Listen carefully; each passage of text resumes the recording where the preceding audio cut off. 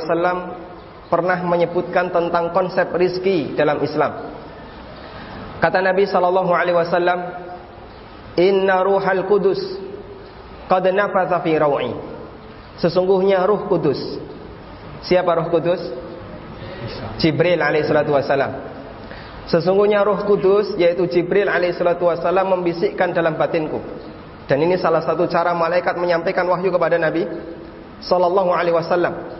Bentuknya dalam bentuk membisikkan kepada hati Nabi sallallahu alaihi wasallam. Apa isi bisikannya?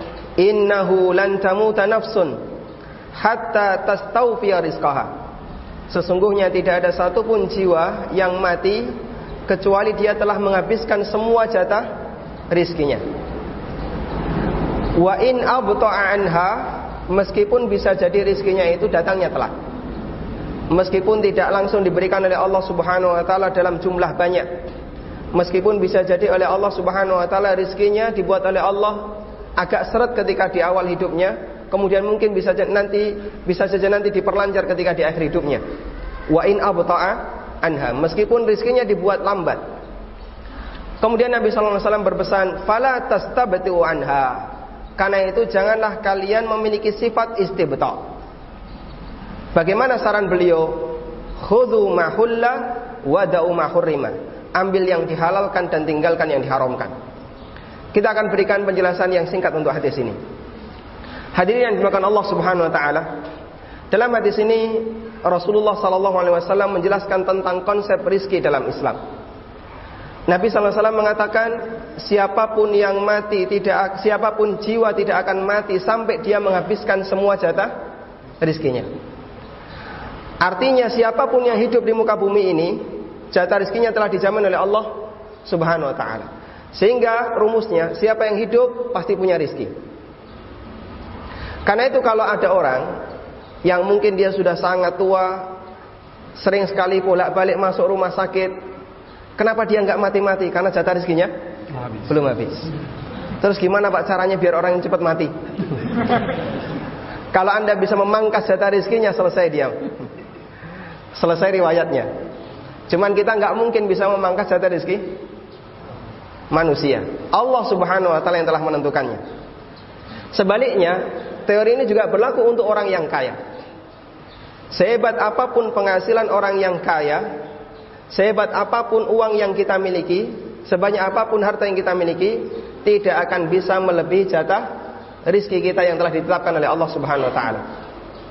Sebagai contoh, ada orang yang dia bekerja siang malam tanpa kenal waktu, bahkan mungkin meninggalkan kewajiban ibadahnya, bahkan sampai harus nyikut kanan nyikut kiri mendolimi orang lain, bahkan dia harus bermain dengan dunia riba dan dunia yang haram. Dia membawa uang yang sangat banyak sekali, dia masukkan uangnya ke dalam rumahnya. Kira-kira kalau kita ditanya, apakah semua harta yang dia masukkan ke dalam rumahnya ini akan menjadi jatah rizkinya? Jadi jatah rizkinya atau tidak? Tidak, belum tentu ya. Terus jatah rizki siapa? Jatah rizki siapa? Mungkin kena orang lain, mungkin kena keluarganya, mungkin kena tetangganya, dan seterusnya. Kita sangat yakin sebanyak apapun harta yang kita bawa pulang, belum tentu jatah rezeki kita. Bisa jadi jatah rezeki itu kena orang lain. Belum tentu semuanya milik kita. Karena jatah rezeki kita adalah apa yang kita makan, apa yang kita pakai, apa yang kita tempati. Lebih dari itu bukan jatah rezeki kita, meskipun kita yang mengadakannya. Makanya bisa jadi ada orang yang bawa uang banyak, bahkan bisa jadi dari cara yang dilarang oleh syariat, dia bawa masuk ke dalam rumahnya, sampai di dalam rumah dia mati. Jatah rezeki siapa ini? Jatah rezeki siapa? Ahli warisnya. Siapa yang bahagia? Istrinya. Masa depan istrinya cerah, bisa dinikmati dengan suami barunya. Cemburu nggak ini mayit? Hadirin yang dimuliakan Allah Subhanahu wa taala.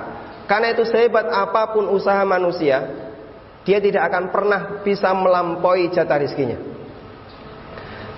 Baik dia orang yang miskin maupun orang yang kaya, teori ini berlaku. Bahasanya tidak ada satupun jiwa yang mati kecuali dia telah menghabiskan semua jatah rizkinya. Ada salah satu kawan saya yang pernah bercerita, Dia mengatakan, dulu rumah saya itu atapnya asbes. Kalau siang kepanasan, kalau malam kedinginan. Sekarang walhamdulillah saya sudah punya banyak rumah. Dia seorang kontraktor. Dan rumah yang saya tempati itu lantai 2. Rumah yang saya tempati memiliki dua lantai. Kemudian dia mengatakan begini, belum tentu setahun sekali saya naik ke lantai 2. Jadi paling kesibukan dia setelah di kantor, sibuk melayani konsumen, sibuk melayani proyek. Setelah itu pulang, ketemu keluarga, masuk kamar, selesai. Belum tentu setahun sekali naik ke lantai 2. Ada orang punya 5 villa. Kira-kira terjadi enggak? Kepalanya tidur di villa A, tangannya tidur di villa B, kakinya tidur di villa C. Tidak mungkin. Makanya sehebat apapun harta yang dimiliki oleh manusia, tidak akan melampaui jatah rizkinya.